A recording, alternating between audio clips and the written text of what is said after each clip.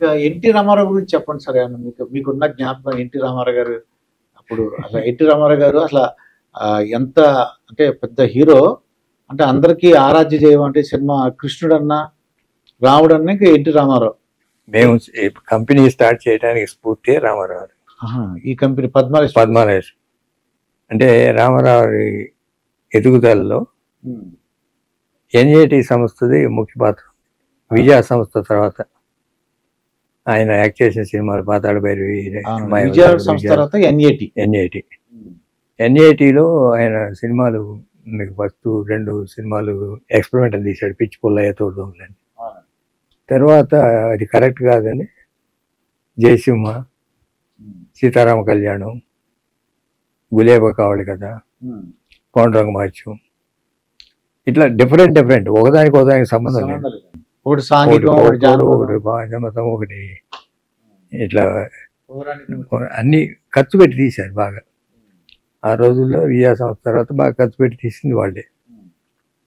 అవి పెద్ద హిట్స్. రామారావు చిరస్థాయిగా నిలిచిపోవడానికి ఆయన ఓన్ సంస్థ ఒకటి ముఖ్య కారణం. త్రివిక్రమరావు కానీ అట్లా మనం కృష్ణ గారిని ఈయనతో చిన్న సినిమాలు తీసేవాళ్ళు అప్పటికి, బ్లాక్ అండ్ వైట్. మనం కూడా రామారావు నాగేశ్వరరావు స్థాయికి వెళ్ళాలంటే మనకు ఒక పెద్ద కంపెనీ మనం ఓన్గానే తీయాలి అనే ఉద్దేశంతో పద్మాలయ స్థాపించి ఆయన అగ్ని పరీక్ష అనే సినిమా తీసాం. అది అంత ఆడలేదు, ఇది కాదని కమర్షియల్గా తీయాలని మోసగాడు తీసాం. పద్మాలయ స్టూడియోస్ లో మంచి ఫేమస్ వచ్చింది మోసగాడు. అదే ఫౌండేషన్. ఇవాళ పద్మాలయ సంస్థ ఇలా నిలబడటానికి ముఖ్య కారణం మోసగాడు. అది ఆ రోజుల్లో పాన్ ఇండియా సినిమా. అవునండి. 10-12 భాషల్లో డబ్బింగ్ వెళ్ళి రామారావు ఫస్ట్ పిచ్చి కాపీ వచ్చినాక ఆయనకు చూపించాం.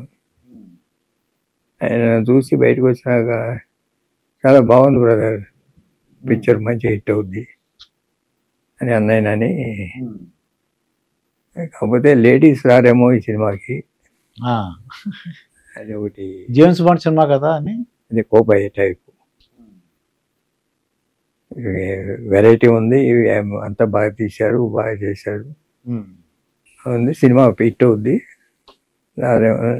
ఆయన అన్నట్టే ఆ సినిమాకి లేడీస్ రాలా, ఒక సెక్షన్ వచ్చి ఆగిపోయింది. ఓకే అండి. దాని తర్వాత 12 కాపురం తీసాం. సూపర్ హిట్ సార్ అది. లేడీస్ దీనికి రాలేదని లేడీస్ థియేటర్లు ఏడుపులు అండి. 12 కాపురం చూస్తే ఆయన చూపించారు అన్నయ్య, చూపించా ఇది కరెక్ట్ పిక్చర్ అని. ఆయన 100 days ఫంక్షన్కి విజయవాడ ఓవర్సీ థియేటర్కి వచ్చారు చీఫ్ గెస్ట్గా. ఆయన వచ్చారు అక్కడే అన్నయ్య మీతో కూడా సినిమా తీయాలని అన్నగారంటే ఓకే. ఆయనే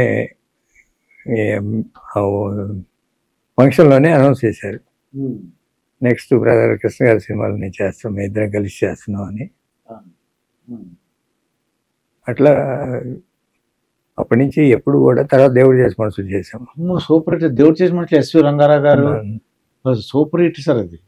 ఆయనతో అప్పుడు 12 కాపురం 100 days ఫంక్షన్లో మాట్లాడింది దేవుడు చేసి మనుషులు. దేవుడు చేసే మనుషులు షూటింగ్ అంతా స్టార్ట్ టు ఫినిష్ అంతా అవుట్డోర్. ఆ రోజుల్లో అంత అవుట్డోర్ ఆయన ఎప్పుడు రాలా అంతకుముందు. ఓకే అండి. బసవతారం గారు ఆవిడని కూడా తీసుకొచ్చారు. అంటే మేడం ఆవిడ ఎప్పుడు షూటింగ్కి వెళ్ళలేదు అంతకుముందు ఎప్పుడు. అంటే 30 days అటే స్ట్రెచ్ బెంగళూరు, మైసూరు, ఊటీ అటు వెళ్ళేటప్పటికి మేడం గారు కూడా తీసుకొచ్చారు. ఆ తర్వాత బందర్లో షూటింగు, మధ్యలో కోనేరు సెంటర్లో అండి. బందర్లో మా బ్రదర్ హనుమంతరావు అంటుండేవాడు బందర్. ఒకరోజు నన్ను అడిగాడు, ఏదో హనుమంతరావుకి ఏదో స్కూల్ యూజ్ అనేటుంది, బందర్లో షూటింగ్ అంటాడేంటి, ఏదో క్లైమాక్స్ చేద్దాం అనుకుంటున్నారులేండి అని. అదేంటని ఎక్కడ అకామిడేషన్ ఎక్కడ అరేంజ్ చేయమంటారని అడిగాను నేను. ఏంటి మా ఊరు వచ్చి మీరు నాకు అకామిడేషన్ అరేంజ్ చేస్తారా, షూటింగ్ ఎక్కడో చెప్పండి, ఏ టైంకి రావాలో చెప్పండి ఒకసారి అంటే. నిమ్మకూరులో ఉన్నారు ఆయన. అంటే బందర్ షూటింగ్ కదా, అక్కడి నుంచి బందర్లో సర్టిఫికేట్ ఏమన్నా మీరేమో అడిగారు అకామిడేషన్ ఎక్కడ కావాలని, మా ఊర్లో నీ అకామిడేషన్ ఏంటి అన్నట్టు ఆయన చాలా హుందాతనంగా మాట్లాడారండి. అప్పుడు 46-48 degrees టెంపరేచర్ ఉండేది. పొద్దున 7 గంటలకు మొదలెట్టి 11ంటికి బ్రేక్ చేసేవాళ్ళం. మళ్ళీ ఇంటికి వెళ్ళి మళ్ళీ 3:30-4ంటికి వచ్చేవాళ్ళం. కోనేరు సెంటర్ తీసినట్టున్నారు. కోనేరు సెంటర్ మన రోడ్ అంతా తీసాం, పోర్ట్లో తీసాం. ఎందువల్ల సార్ అక్కడ ఎందుకు తీసుకున్నారు? మచిలీపట్నంలో అదే బందర్లో ఎందుకు తీసుకున్నారంటారు? అక్కడ క్లైమాక్స్ కొంచెం కోనేరు సెంటర్ రోడ్డు కొంచెం వెడల్పు ఉంటుంది కదా, అంత రోడ్డు ఎక్కడ లేవు. వైజాగ్లో కూడా లేవు, ఎక్కడ అన్ని ఎగుడు దిగుళ్ళు ఉంటాయి. అప్పుడు ఇంత వైజాగ్ ఇప్పుడు లాగా డెవలప్ అవ్వాలి. అందుకని బందరు మచిలీపట్నం. అయిన తర్వాత ఆయన బర్త్డే వచ్చింది. అప్పుడే బర్త్డే వస్తే మా అందరిని యూనిట్ అందరినీ మేము ఇక్కడ ఏదైనా ఫంక్షన్ ఎలా చేద్దామని బందర్లో అనుకుంటే ఆయన మచిలీపట్నంలో ముందుకు మీరంతా మా ఇంటికి భోజనానికి రండి నైట్ అని యూనిట్ అందరికీ భోజనం పెట్టించారు. నిమ్మకూరు తీసుకెళ్ళి. మరి ఇంత ఆప్యాయతగా ఉండి అసలు ఎక్కడ వచ్చింది సార్? వాళ్ళు ఏదో ప్రాబ్లం వచ్చినట్టు అంటే ఎన్టీ రామారావు గారితో కొద్దిగా విభేదించారు కృష్ణ గారు అనేసి అప్పుడు ఉండేది అనమాట. ఉంటాయి చిన్న చిన్న అభిప్రాయ భేదాలు. ఆంధ్ర స్టేషన్ అన్నయ్య సపోర్ట్ చేశారు కృష్ణ గారు. ఆయన హైదరాబాద్లో ఇవన్నీ ఎస్టాబ్లిష్మెంట్స్ ఉన్నాయి, ఆయనకి తొందరపడి అనౌన్స్ చేశాడు అనేది ఆయన ఫీలింగ్. కొన్నాళ్ళు అక్కడ మాట్లాడేవారు కాదు, మళ్ళీ మామూలే అది. తర్వాత దేవుడు చేసిన మనుషులు అయిన తర్వాత సీతారామరాజు మేము తీసాము. తీసేటప్పుడు కూడా ఆయన నేను చేయలేని వాడిని మీరు చేసేవాళ్ళ అని ఆయన అప్ చేశారు. ఆయన ఇప్పుడు జయసింహ సినిమాలో మా రాబో చిత్రంలో సీతారామరాజు అనేసాడు. ఆయన మానేశారు కదా అని మేము స్టార్ట్ చేసాము. సినిమా తీసేటప్పుడు అది కొంచెం మనస్పర్ధ వచ్చింది. అది మళ్ళీ మామూలు కలిశారు. మళ్ళీ ఏదో కురుక్షేత్రం కర్ణాన్ని మళ్ళీ వచ్చింది.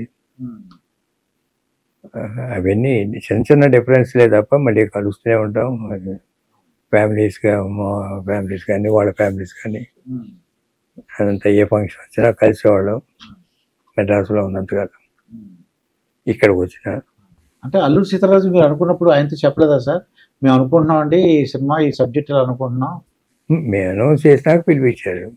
పిలిపించారు అంటే ఇప్పుడిప్పుడే పైకి వస్తున్నారు పిల్లలు వాళ్ళు. ఈ దాంట్లో డ్రై సబ్జెక్టు మీరు బాడైపోతారని ఆయన ఎక్స్ప్రెషన్. జనరల్గా ఆయన రాసుకున్న స్క్రిప్ట్లో అలా ఉందేమో మనకి.